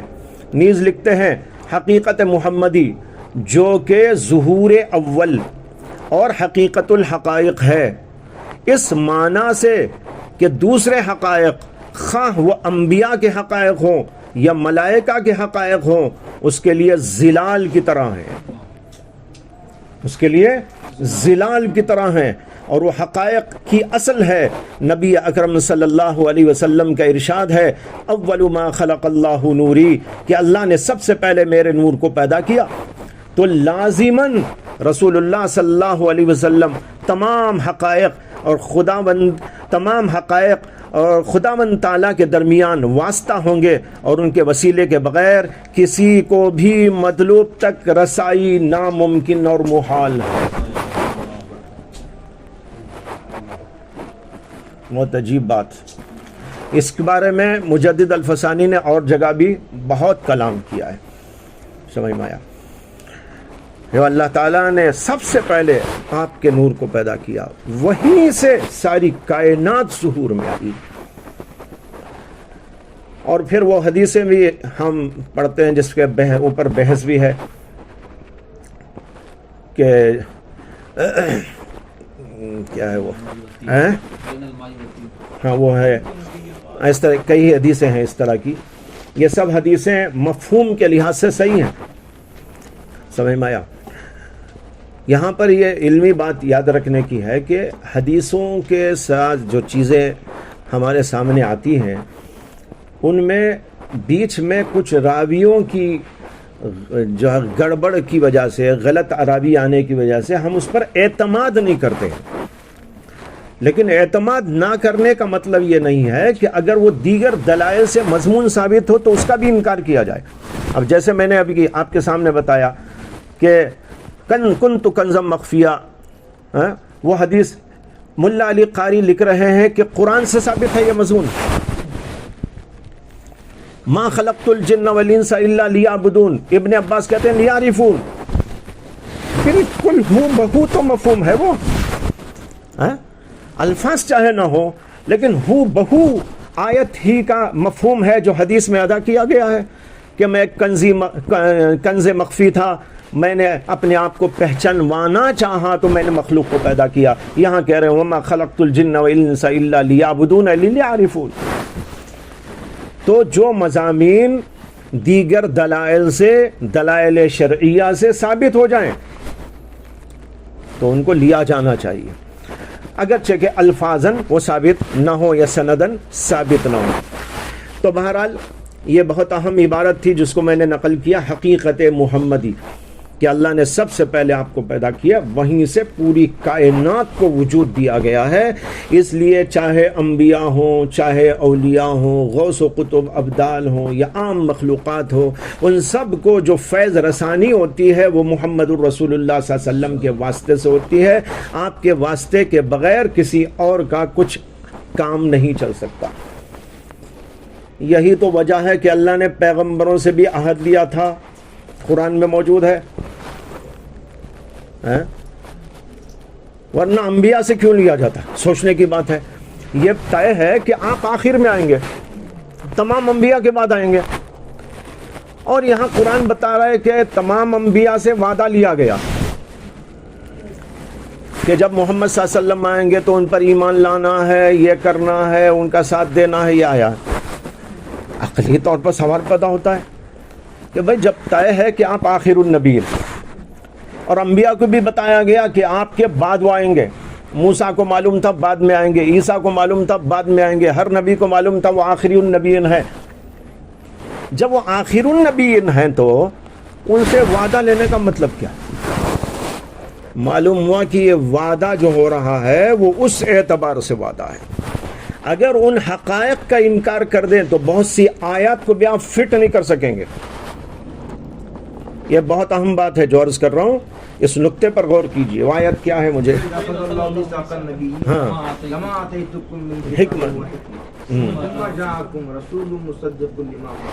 یہ ہے. اب یہاں پر وہ سوال قائم کر کے اس پر غور کر لیجئے تو آپ کو اس کا جواب یہی ملے گا. تو یہ ہے حقیقت محمدی. تو بہرحال اللہ تعالیٰ نے جب پیدا کرنا چاہا تو جو ہے سب سے پہلے اپنی اجمالی صفات سے ظہور فرمایا، اور اجمالی طور پر مخلوقات کی طرف معدومات سے ظہور میں لانے کے لیے، اور ان میں سب سے پہلے محمد الرسول اللہ صلی اللہ علیہ وسلم کے نور کو. یہاں پر ایک بہت علمی سوال ہے. اور سوال یہ ہے کہ یہ بات معلوم ہے کہ کائنات و مخلوقات تو ناپید و معدوم تھے، ان کا کوئی وجود نہیں تھا، تو معدوم کو اجمالاً ہی صحیح کس طرح جانا و پہچانا؟ جو چیز ہے ہی نہیں اس کو پہچاننے کا کیا مطلب؟ جو ہے اسے تو پہچان سکتے ہیں، جان سکتے ہیں۔ اب یہاں یہ بھی فرض کر رہے ہیں کوئی چیز موجود نہیں تھی، سب معدوم تھے۔ جو چیز معدوم، تو اللہ کا علم معدوم سے کیسے متعلق ہوا؟ سمجھ میں آیا سوال؟ معدوم سے اسے کہ علم کا جو تعلق ہے وہ تو موجود سے ہے، جو چیز موجود ہی نہیں اس سے اللہ کا علم کیسے متعلق ہوا؟ یہ سوال پیدا ہوتا ہے، واقعی یہ سوال پیدا ہوتا ہے، کیونکہ علم تو وجود کی فرع ہے، وجود ہوگا تو اس کا علم ہوگا، وجود ہی نہیں تو اس کے علم کا کوئی معنی نہیں۔ اس کا جواب یہ ہے، بہت علمی نقطہ ہے، بہت قابل لحاظ، بہت جگہ کام آئے گا۔ اس کا جواب یہ ہے کہ صوفیہ کے نزدیک بھی اور متکلمین اور فلاسفہ کے نزدیک بھی شیء معدوم معدوم الوجود ہوتی ہے، معدوم الثبوت نہیں ہوتی۔ سمجھے؟ شیء معدوم معدوم الوجود تو ہوتی ہے، معدوم الثبوت نہیں ہوتی۔ یہاں سمجھیے کہ ایک ہے کسی شے کا وجود اور ایک ہے کسی شے کا ثبوت۔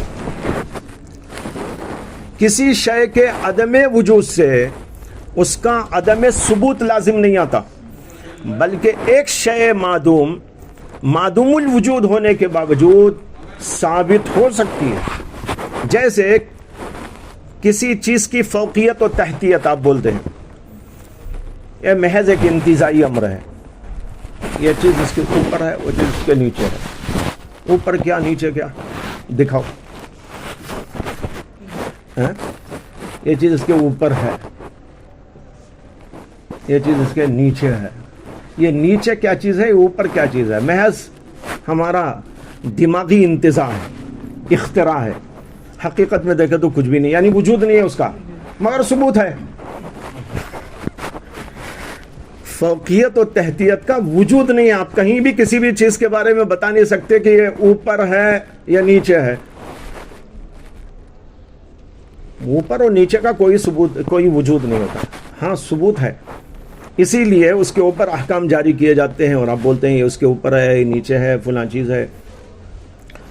اس سلسلے میں شاہ ولی اللہ صاحب کی ایک عبارت ملی مجھے، جو ان کی کتاب تفہیمات الہیہ میں ہے،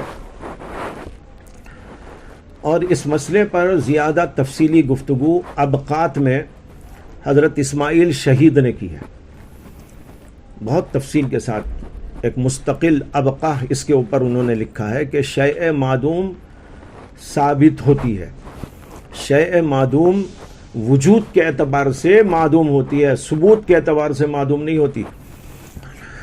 شاہ ولی اللہ صاحب نے تفہیمات میں لکھا ہے، الذات الالہیہ صدر منها اولا جمیع ما فی شانہ ان یصدر دفعتا واحدتا۔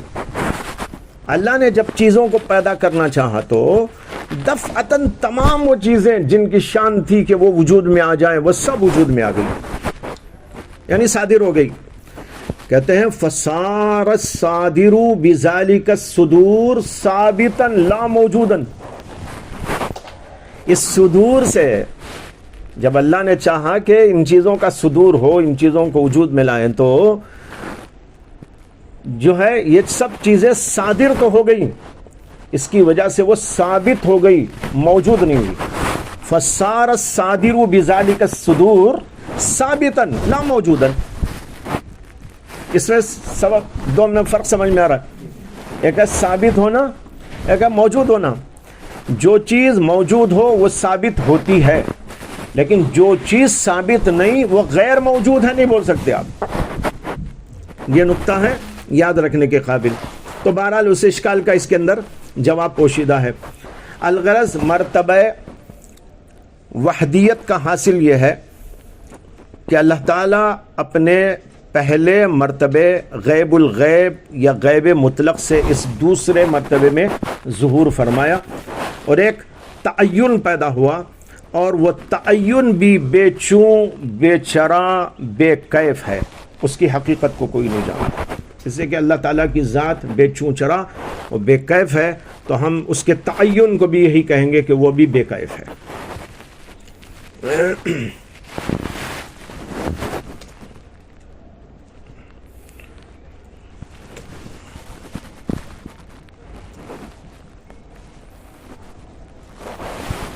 کیا ہوا؟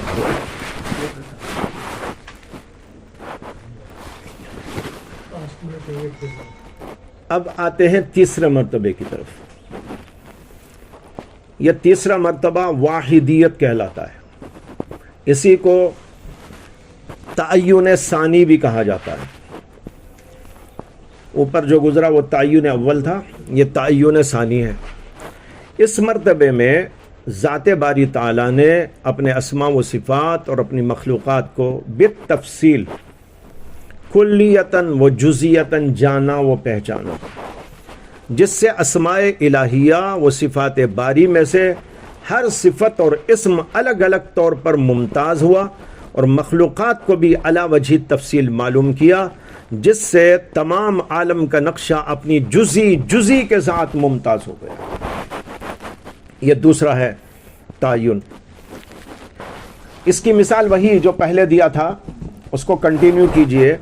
اس کی مثال یوں سمجھنا چاہیے جو اوپر دی گئی انجینئر کی مثال، کہ وہ اولاً مکان کا اجمالی نقشہ کھینچتا ہے، اپنے خیال و تصور میں لاتا ہے، لیکن اس میں کوئی تفصیلی خاکہ اپنے سامنے نہیں ہوتا، لیکن اس کے بعد وہ اپنے اسی اجمالی نقشے کو تفصیل سے تیار کرتا ہے، اپنے ذہن و تصور میں اس مکان کا ایک تفصیلی نقشہ بناتا ہے، جس سے اس مکان کی ایک ایک کلی و جزی اس کے علم و تعقل میں جم جاتی ہے۔ اسی طرح اللہ تعالیٰ نے پہلے تعین میں اسماء و صفات و مخلوقات کو اجمالی طور پر جانا، اور دوسرے تعین میں تفصیلی طور پر جانا۔ کیا بولے؟ پوچھنا چاہتے ہیں کہ خدا کی صفات کو اجمالاً و تفصیلاً جاننا، یہ مخلوق کے سامنے اس کا اجمالاً و تفصیلاً ظہور ہوا، یا ان صفات کا خود خدا کے سامنے اس کا؟ اس کی بحث آگے آ رہی ہے، بتاؤں گا۔ تو یہ دوسرا تعین ہے، یہ بھی علمی و عقلی تعین ہے۔ علامہ ابن عربی اور ان کے متبعین کا ارشاد ہے کہ باری تعالیٰ کے اسماء و صفات ذات واجب تعالیٰ و تقدس کا عین بھی ہے اور ایک دوسرے کا بھی عین ہے، بس اس مقام میں کسی بھی اسم و نشان کے اعتبار سے تعدد و تکثر نہیں ہے، اور نہ کوئی تمایز و تباین۔ اللہ تعالیٰ کی ذات اپنی صفات اور اپنے اسماء کے ساتھ اس میں کوئی تکثر تعدد ایسا کچھ نہیں ہے، ہو بھی نہیں سکتا، کیسا ہو سکتا ہے؟ غایت ما فی الباب یہ ہے کہ ان اسماء و صفات و شیون و اعتبارات نے حضرت علم تمایز و تباین اجمالاً و تفصیلاً پیدا کر لیا۔ اللہ تعالیٰ کے علم میں تو یہ ہے، یعنی ایک اجمالی ایک تفصیلی، لیکن ایسا نہیں ہے کہ ان میں کوئی تعدد و تکثر پیدا ہو جائے، اس سے کہ تعدد و تکثر اللہ تعالیٰ کی ذات کے اعتبار سے تو ناممکنات میں سے ہے۔ اس لیے ان شیون اور اسماء و اعتبارات نے حضرت علم میں تمایز و تباین اجمالاً و تفصیلاً پیدا کر لیا۔ اگر اجمالی تمایز ہے تو اسے تعین اول سے تعبیر کرتے ہیں، اور اگر تفصیلی تمایز ہے تو اس کا نام تعین ثانی ہے۔ تعین اول کا نام وحدت رکھتے ہیں اور اسے حقیقت محمدی کہتے ہیں، اور تعین ثانی کو واحدیت کہتے ہیں، اور تمام ممکنات کے حقائق خیال کرتے ہیں، اور ان حقائق ممکنات کو اعیان ثابتہ کہتے ہیں۔ اللہ تعالیٰ کے علم میں جو نقشہ پوری چیزوں کا، ہر چیز کا، ہر مخلوق کا ہے، اسی اللہ کے علم کی صورتوں کا نام ان صوفیہ کے نزدیک اعیان ثابتہ ہے. اعیان ثابتہ میں نے خارج میں وجود نہیں مانتے. وہ اللہ کے علم میں جو ان چیزوں کا نقشہ ہے ان کو دراصل کہا جاتا ہے اعیان ثابتہ. ان کی اصطلاح میں، اصطلاح تو الگ الگ ہو سکتی ہے. ہاں یہ ہے. تو اس تیسرے مرتبے میں یہ ہے کہ اللہ تبارک و تعالیٰ کی ذات اپنے ان اسماء و صفات کو تفصیلی اور پھر مخلوقات کی بھی ایک ایک جزئی و کلی کو تفصیلی طور پر جانا. اس کا نام ہے دوسرا واحدیت. مجدد الفسانی نے ابن عربی کی اس بات سے اختلاف کیا. ایک بات سے، اس بات سے کہ وہ کہتے ہیں کہ ابھی جو میں نے پڑھا نا، بتایا آپ کو کہ وہ کہتے ہیں کہ اللہ تعالیٰ کی ذات کا، اس کی صفات عین ہے اور ان میں سے ایک دوسرے کا بھی عین ہے، اور اس مقام میں کسی بھی اسم و نشان کے اعتبار سے تعدد و تکسر نہیں ہے. اسم و نشان مانے اسم و صفات یا شون. مجدد الفسانی کہتے ہیں واجب الوجود کی صفات ثمانیہ جو اہل حق کے نزدیک خارج میں موجود ہیں، ضرور خارج میں ذات تعالی و تقدس سے بے چونی و بے چگونی صفت کے ساتھ متمیز ہوں گی.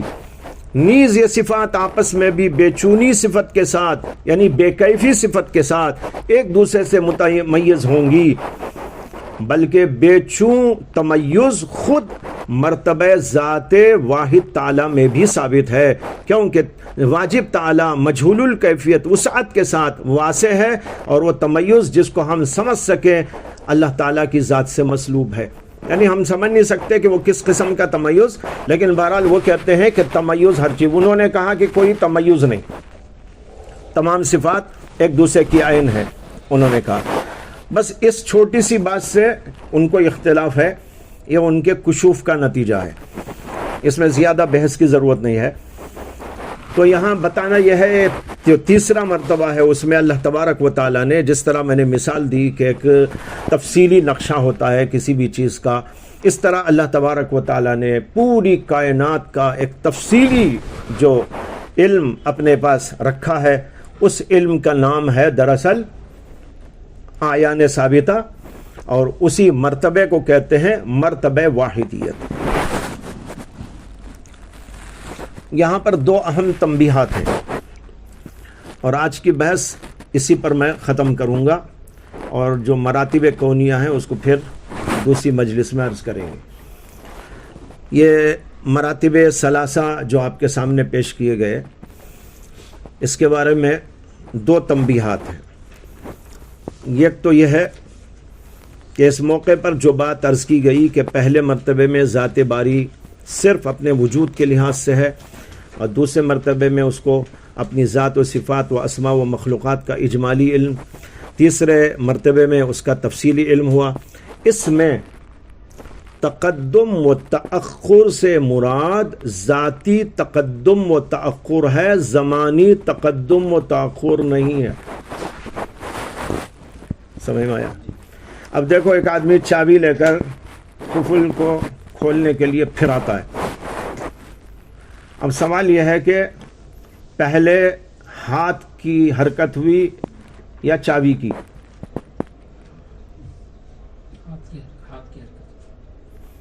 مگر دونوں ایک ہی وقت ہوتے ہیں، زمانے کے لحاظ سے کوئی فرق نہیں ہوتا.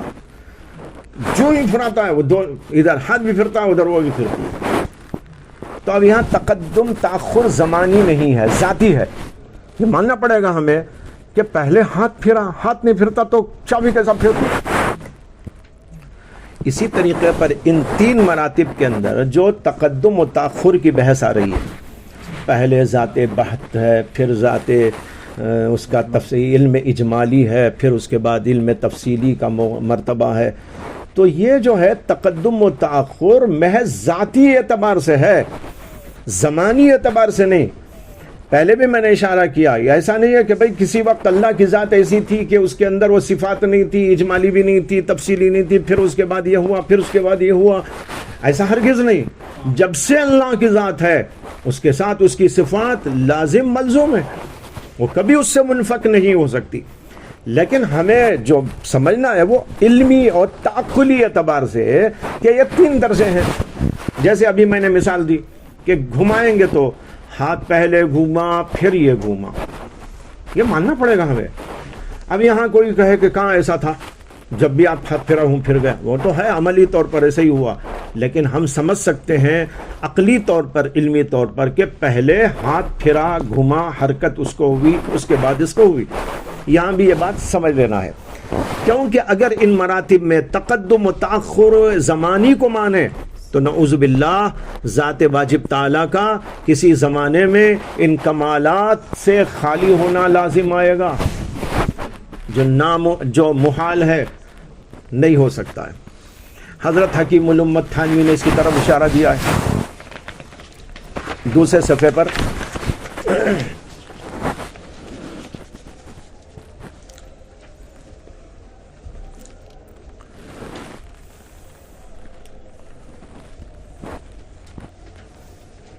وَاعْلَمْ أَنَّ التَّقَدُّمَ وَالتَّأَخُّرَ ذَاتِيٌّ فِيمَا بَيْنَ هَذِهِ الْمَرَاتِبِ ہے. وَاعْلَمْ أَنَّ التَّقَدُّمَ وَالتَّأَخُّرَ ذَاتِيٌّ فِيمَا بَيْنَ هَذِهِ الْمَرَاتِبِ لِئَلَّا يَلْزَمَ الْخُلُوُّ عَنِ الْكَمَالَاتِ بِالْفِعْلِ لِذَاتِ الْوَاجِبِ سُبْحَانَهُ وَتَعَالَى عَمَّا يَقُولُونَ عُلُوًّا كَبِيرًا. یہ ہے اس کی تشریح. دوسری تنبیہ یہ ہے کہ تینوں مراتب الہیہ کہلاتے ہیں، جیسے کہ اوپر اشارہ کر چکا ہوں، کیونکہ یہ تینوں مراتب ذات باری میں مندرج جو مندمج ہے، ذاتی طور سے اللہ کی ذات سے الگ نہیں، علمی طور پر الگ ہیں. سمجھ میں آیا؟ علماً تعقلاً الگ ہیں، لیکن ذاتی طور سے ان میں کوئی تباین نہیں ہے. حضرت تھانوی کی عبارت اس کے بعد موجود ہے، اس کے اندر یہ مسئلہ آیا. علی خلاف المراتب الثلاثۃ الکونیہ،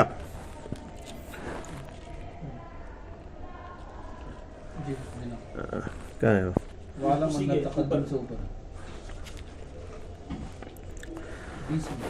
وَيُقَالُ لِهَذِهِ الْمَرَاتِبِ الثَّلَاثَةِ الْمَرَاتِبُ الْإِلَٰهِيَّةِ لِأَنَّهَا مُنْدَرِجَةٌ وَمُنْدَمِجَةٌ فِي الذَّاتِ الْغَيْرِ الْمُتَنَاهِيَةِ وَلَمْ تَشُمَّ رَائِحَةً مِنَ التَّبَايُنِ الْعَيْنِي أي الذَّاتِي وَإِنْ حَصَلَ بَيْنَهُمَا الْامْتِيَازُ الْعِلْمِ. امتیاز علمی تو ہے، لیکن تباین جو ہے خارجی طور پر ہو جائے، الگ الگ ہو جائے، ذات سے الگ ہو جائے، ایسا ممکن نہیں ہے. یہ 2 تنبیہات ہوئی. اب جو 4 مراتب ہیں اس کی تشریح باقی ہے.